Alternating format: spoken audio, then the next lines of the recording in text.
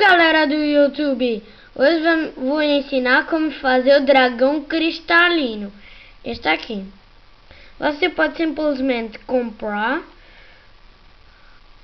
ou pode procriar o dragão gomoso.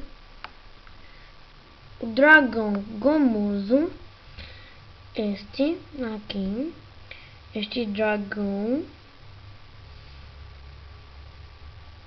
dragão com o dragão futebol, entendeu?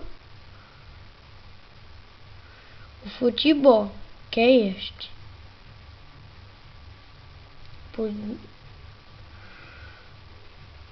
E vai procriar primeiro o gomoso e depois o futebol. E você não se pode esquecer de procriar com as gemas. Percebeu, galera? Então vemos no próximo vídeo.